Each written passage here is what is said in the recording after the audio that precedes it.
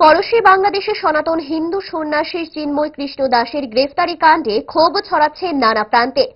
বাংলাদেশের গণ্ডি ছাড়িয়ে বিদেশের মাটিতেও ক্ষোভের আগুন দ্রুত ছড়াচ্ছে। ঘটনার নিন্দা সহ অবিলম্বে ওই সন্ন্যাসীকে সসম্মানে মুক্তি দেওয়ার আওয়াজ জোরালো হচ্ছে। রাজ্যের সহকারী বাংলাদেশ হাই কমিশনের অফিসের সামনে বুধবার দেখা গেল ওই ঘটনার পরিপ্রেক্ষিতে বিক্ষোভের আগুন। সনাতন হিন্দু সমাজের তরফ থেকে এই বিক্ষোভ কর্মসূচি চলে। বিক্ষোভ কর্মসূচি থেকে জোরালো দাবি উঠে সন্ন্যাসীর নিঃশর্ত মুক্তির।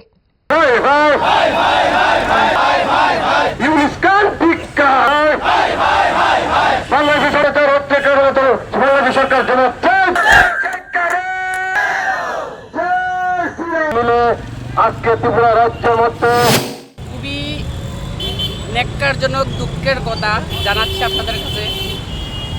বাংলাদেশে যে পরিস্থিতি, এটার জন্য দায়ী বাংলাদেশের বর্তমান সরকার।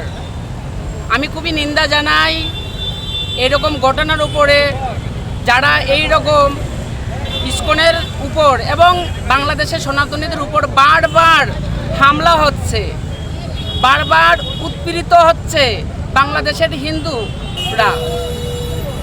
এটা কখনো মেনে নেওয়া যায় না। আজকে দেখুন সারা পৃথিবী জুড়ে ইসকনের কেমন প্রচার, আপনারা সবাই নিজে ভালো করে জানেন। আজকে দেখুন সবার হাতে তো স্মার্টফোন আছে, যে দিন আনে দিন খায়, তার হাতে স্মার্টফোন আছে, সবাই জানে ইসকনের ব্যাপারে। বাংলাদেশে আপনার কিছুদিন আগে বন্যা হলো এবং বন্যায় আপনার প্রত্যেকেই, কোনো ভেদাভেদ নেই, প্রত্যেকেই খাবার বিলিয়ে দিচ্ছে ইসকন। আর আজকে ইসকনের উপরে কত বড় জ্বর উঠছে, তো কখনো মেনে নেওয়া যাবে না, মেনে নেব না আমরা। ফাস্ট ফুড তো ফাস্ট লাইফের একটা পার্ট, সো প্রবলেম তো হবেই, বাট আমার সলিউশন তারা। 5 দশক ধরে গ্যাস অম্বল ও পেটের সমস্যার একমাত্র সমাধান গ্যাস নল।